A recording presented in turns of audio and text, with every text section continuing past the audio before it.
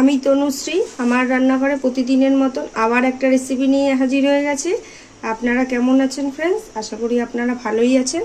আপনাদের ভালোবাসায়, ভগবানের আশীর্বাদে আমিও ভালো আছি। আমার রেসিপিটা দেখার জন্য সবাইকে জানাই স্বাগত। আমার রেসিপিটা যদি দেখে ভালো লেগে থাকে তাহলে একটা লাইক, শেয়ার, সাবস্ক্রাইব করে দেবেন। যাই হোক, আমার রেসিপিটা দেখা যাক। আজকে রেসিপিটা আমি কি করব, আলু মরিচ করব। আলু মরিচ করার জন্য আমার কি কি লাগবে দেখুন। আলু এরকম ছোট ছোট করে কেটে রেখেছি, গোলমরিচ, গোটা গোলমরিচ, শুকনো লঙ্কা, নুন, কাঁচা লঙ্কা কেটে রেখেছি, গোটা জিরে, তার সাথে তো তেল নুন লাগবেই। তেল গ্যাস অন করে খালি কড়াই বসিয়ে দিয়েছি। কড়াইতে দিয়ে দেবো জল, পরিমাণ মতন জল দিয়ে রেখেছি। আগে থেকে যে আলু কেটে রেখেছি আলুগুলো জলের মধ্যে দিয়ে দেবো। আলুগুলোকে হালকা করে একটুখানি ভাপিয়ে নেব। নুন দিয়ে দেবো অল্প করে, একটু নাড়িয়ে দেবো।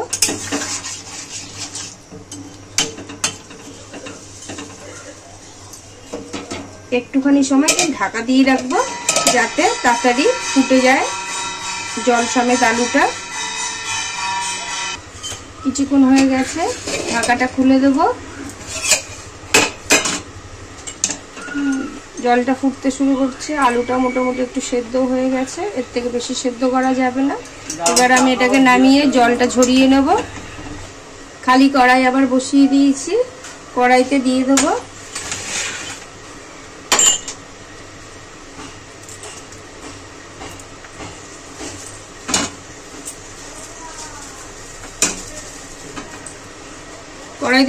দুটো শুকনো লঙ্কা। লঙ্কাটাকে একটু নেড়ে ছেড়ে খালি কড়াইতে ভেজে নেব।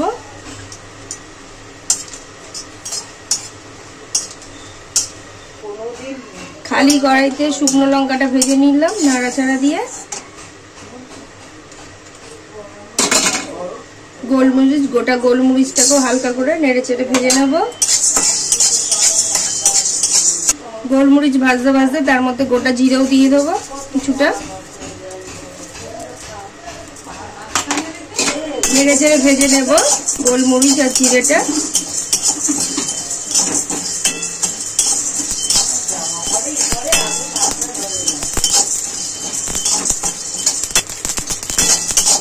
ভাজা হয়ে গেছে গোলমরিচ আর গোটা জিরে, এটাকেও আমি নামিয়ে নেব।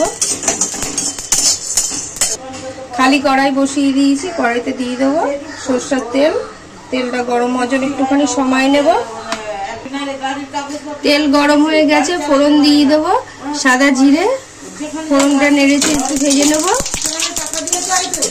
ফোড়নটা ভাজা হয়ে গেছে, আগে থেকে সেদ্ধ করা আলুগুলো দিয়ে দেবো তেলের মধ্যে।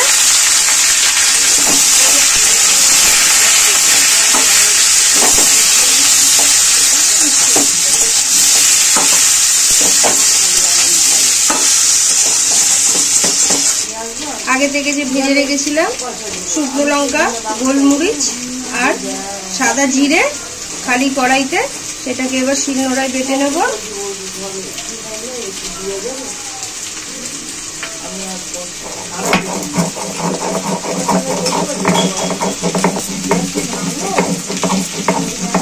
মশলা খুব সুন্দর করে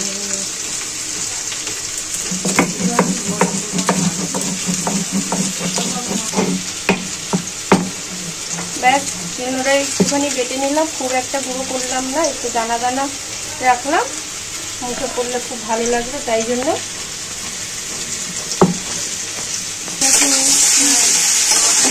আলুটাকে কন্টিনিউ নেড়ে ছেড়ে ভাজতে হবে, নাহলে নিচে লেগে যেতে পারে, সেদ্ধ আলু তো ওই জন্য।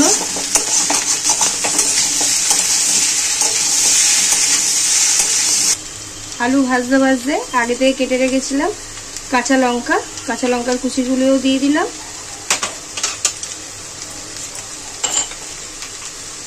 সেদ্ধ করার সময় তো নুন দিয়েছিলাম, আমি আবার একটুখানি স্বাদ মতো নুন দিয়ে দিলাম। ফের নেড়ে ছেড়ে ভাজতে থাকবো। নেড়ে ছেড়ে ভাজা হয়ে গেছে আলুগুলো লাল লাল করে। বেশ অনেকটা সময় ধরেই এরকম নেড়ে চেড়ে ভাজতে হবে আলুটার ভেতরটা। একটু শক্ত থাকলে, আর যারা যখন করবেন একটু যদি আলুটা সেদ্ধ বেশি হয়ে যায় তাহলে অল্প সময়ের মধ্যে ভাজাটা হয়ে যাবে। যাই হোক, ভাজা হয়ে গেছে লাল লাল করে। এবার আমি আগে থেকে যে ভাজা মশলা করে রেখেছিলাম, গোলমরিচ, শুকনো লঙ্কা আর জিরে, মশলাটা উপর দিয়ে ছড়িয়ে দেবো।